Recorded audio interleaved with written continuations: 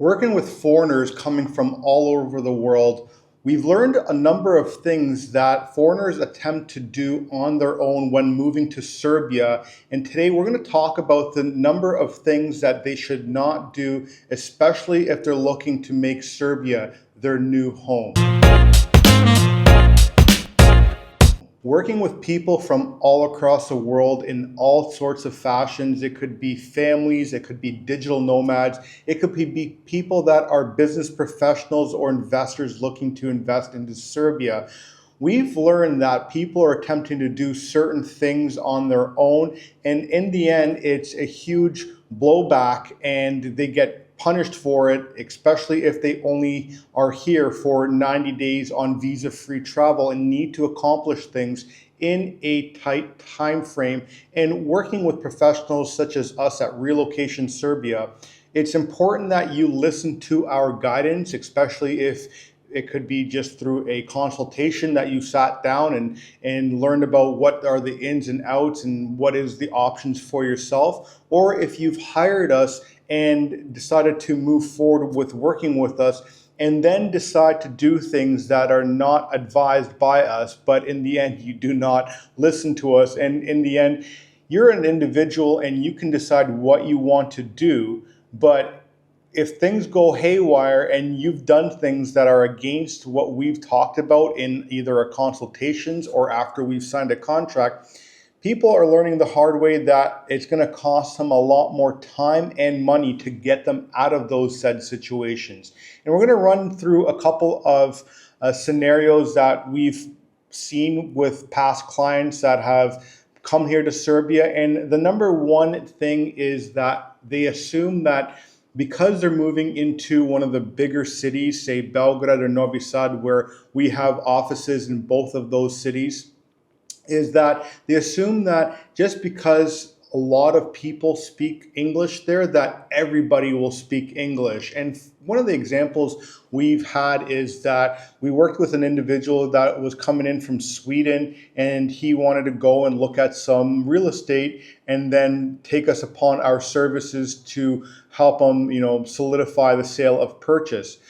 Meanwhile, when he was trying to talk to realtors, talk to owners of the properties, none of these individuals actually spoke English, and he found out that he wasted a lot more time actually trying to figure out what answers that he was going to be getting, what were the ins and outs, and actually scheduling an appointment to go and look at some of the properties, and then actually telling the cab driver or whatever it might be on how to actually get to these areas. And Google Translate is something that you can use. However, it's not always the greatest when it comes to translations. And so working with someone who is English speaking and also Serbian speaking, like our team at Relocation Serbia, it goes a long way. And so this individual ended up going through 20 days of trying to figure out on his own, and then ended up coming to us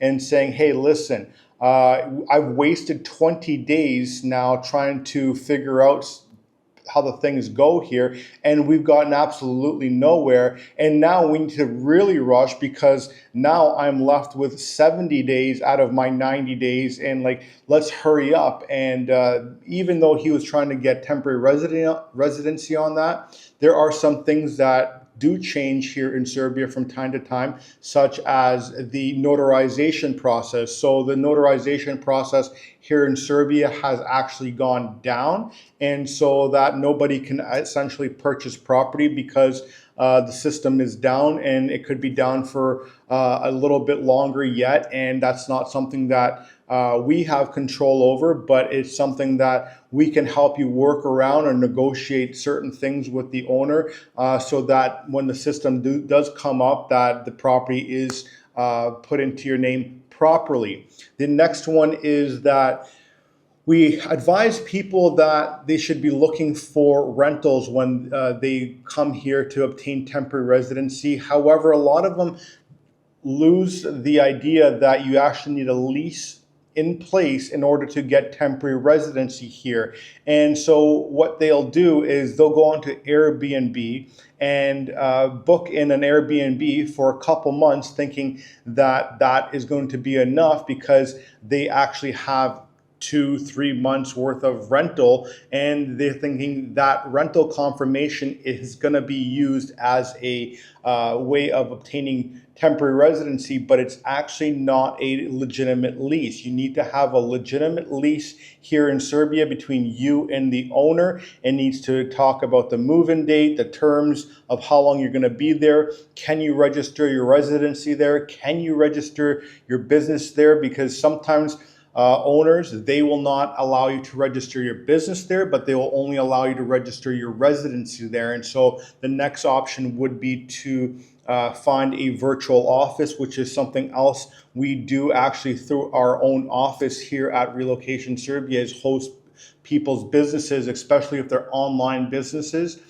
use our office as a business address, and then they're able to now get residency and then also have their business here in Serbia as well. And so make sure that you are able to get an actual legitimate lease in place. And one of the other things is that a lot of these Airbnb places, they will give you your white paper. However, if you're going to be in and out of the country or whatever it is, that might also cause a problem as well with the Airbnb individual as well. The third one that I'd like to talk about is actually not skipping your registering your address or your white paper. So we've worked with a number of individuals who have been into Serbia 7 times. And, you know, when we ask them, hey, did you get your white paper? They're like, what is that? And I'm like, I laugh about it because, you know, people do get away with not having it done. But if you're looking to obtain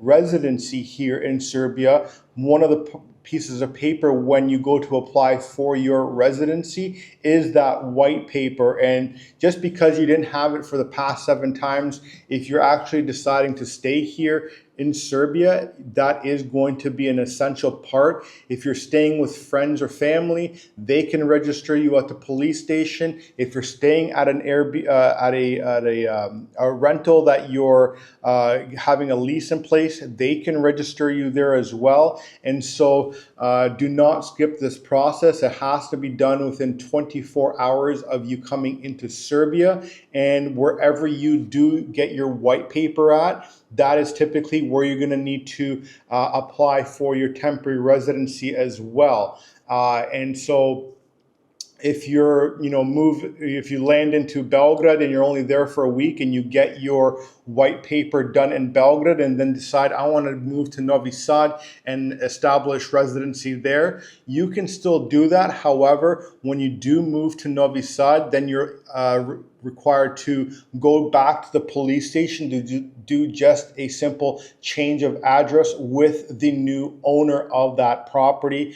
And the owner is going to have to go with you to the police station, and many times the police officers will ask that the owner bring pieces of documentation that shows that they are actually the legitimate owner of that property as well.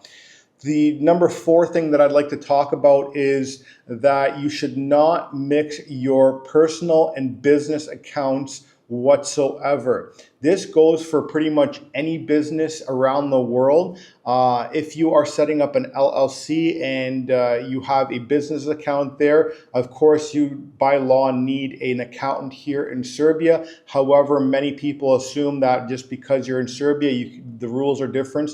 You do not want to mix your personal and your business accounts whatsoever. Now, if you are a entrepreneur business that's making less than 65,000 euros a year, you can do so until you get into above 65,000. Then you'll need a bookkeeper, and then you'll have to watch your accounts at that point as well.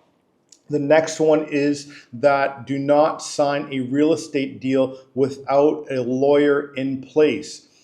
Some people have taken upon themselves that they find a stellar deal, the deal of a lifetime when it comes to properties, and they,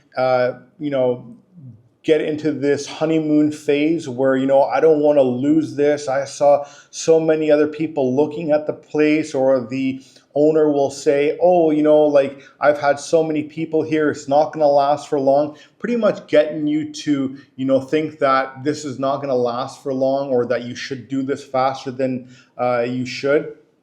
That they end up signing contracts that they don't even know what they say themselves.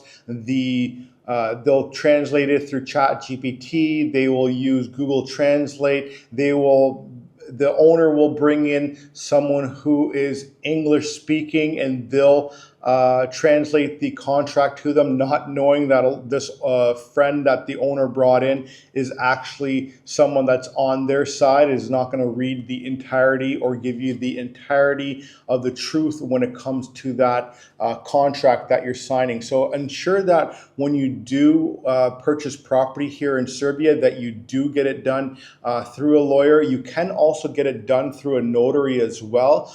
However, lawyers, I find, in a sense, do a little bit more of a thorough job than just the notaries. I'm not trying to say that notaries are not good. I'm just saying, in our experience working with clients, some notaries, depending on where they're purchasing their property from, if they're purchasing it, down in the southern part of Serbia, those notaries actually may not be well versed in what they're doing. And so if we've reviewed some of the paperwork, or not me, but our team of lawyers have reviewed some of the documentation and said, hey, listen, this is not something that you can purchase. For example, if you come into Serbia and you are a foreigner, this is an example that actually just happened not too long ago.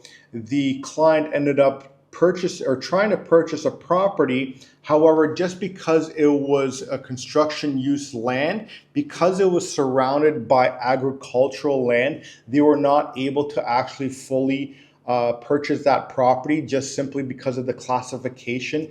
And the notary never told them that, and it ended up becoming a huge hassle for not only the client, but then also our team as well, to clean up the mess that they got themselves in. And when we asked why they did not contact us after our initial meeting, they figured that they're going to save a couple of dollars, and that they thought they could do it themselves. And we can't control what people do. We do hope that people, once they're set up here in Serbia, do stand on their own too, and able to maneuver Serbia on their own. But there are things that you need to be looking at when you are looking at purchasing property here as well.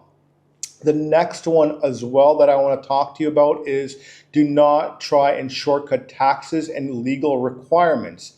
So one of the things that people try and do here is that they're going to set up temporary residency here through a business. Now, one of the easiest ways to do it is doing it through a entrepreneur business, which is a flat rate tax system. And so you can get that business set up, no problem, and then get your residency here. But they think that just because that they have residency here, that, oh, I'm going to be purchasing a property in 6 to 8 months, and so I'm not going to pay the taxes when it comes to my business taxes, because I'm just going to switch over my residency from one to the other. That's not how things work here. You are going to need to pay those taxes. If you are here under one condition in Serbia, you have to make sure that you meet those conditions, especially if you're looking to bring in a spouse or your children underneath you through your temporary residency. And one of the things that the police will do when you go to change or renew your temporary residency. And for the most part, you can't just switch it midway through your temporary residency. So if you have a 1-year temporary residency based on a business here, and you purchase a property 8 months in, you can't go 8 months later and just be like, I want to change my temporary residency from A to B. You have to do that at your renewal date. And if the police find out that you have not paid your taxes, you have not done what is legally required by you, they could deny your renewal application or deny your family coming into Serbia as well. And that's going to be another huge blowback on the client, that we've advised that they should be doing this, that they should be paying their taxes. Again, we cannot control if they do or they don't. Some people like to, come up with their own way of living and doing things, and all we can do is advise. And like the good old saying goes, you can lead a horse to water, but you can't make it drink. And some people have learned the hard way that they're going to get penalized on things, on the things that they do or that they don't do. Now, the next one that people try and do is that, well, I'm going to come in for 90 days in Serbia, and I'm going to decide then if I'm going to stay here. Well, in that 90 days, you are required to, if you're here for 90 days, if your country allows for 90 days visa-free travel, or you're here on a different type of visa, if you overstay that visa, you cannot then just apply for temporary residency after that, because one thing is that they're going to look for your white paper. And if you came into Serbia longer than 90 days and you're applying with an expired white paper, that's going to be a no-go for you and whoever you're with that you're trying to get your residency here for. We were recently in the police station helping a client obtain their temporary residency cards, and there is a group of gentlemen there that overstayed their visa here, and they were getting completely reamed out by the lady that was working there, and simply said, listen, you are going to have to go before a judge, you're going to have to leave the country, and you may not be able to come back. So make sure if you're coming here that you do stay here within your legal time frame. And that's why it's also advisable by people who are not sure if they want to stay in Serbia is come and visit first. Go and visit different places, and then decide after that, and then re-enter the country at a different date, get your 90 days again, and then move forward with the process that you're looking for, be it real estate, be it a business, be it whatever it might be that you're looking for, that you're able to do that at that time. So do not overstay your visa. The next one I'd like to touch on is that many people like to do here is, and I love that people like to do their research, but they're getting their information from the wrong sources.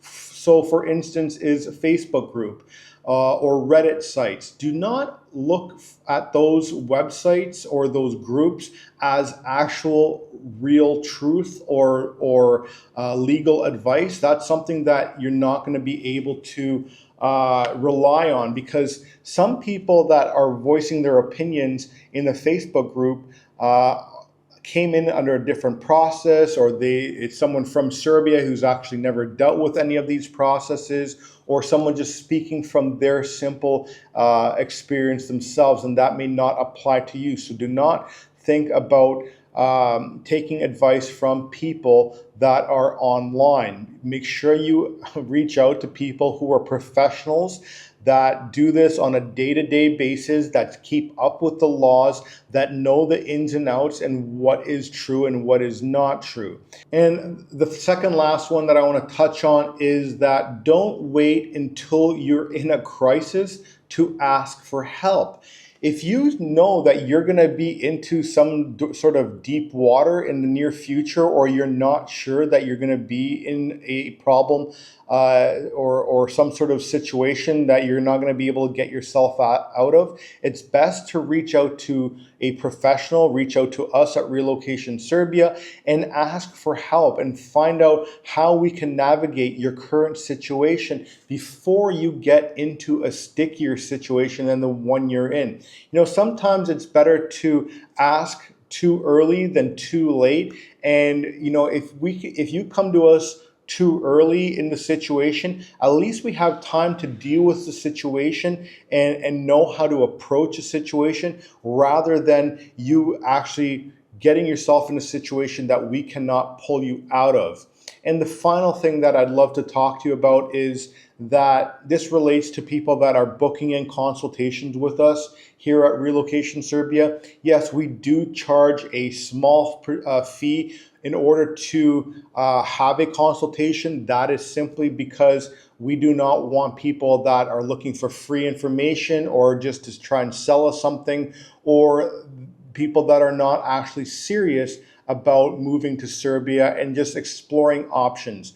We do this simply because we are busy every single day, every hour, every week. And so we want to make sure that our time and your time is used to the best of our abilities and that you get the right information. However, after those consultations are done, people somehow believe that they're entitled to free information after that. If you're looking for more information on a certain scenario, or that you've changed in heart, or whatever it is, say it's talking about bringing precious metals into Serbia, bringing things from international places, taxes, whatever it might be, we can do that, but it's going to be at an additional consultation, or you're going to have to take us upon our services. Many people think that because they pay the fee for the consultation, that we're now going to tell them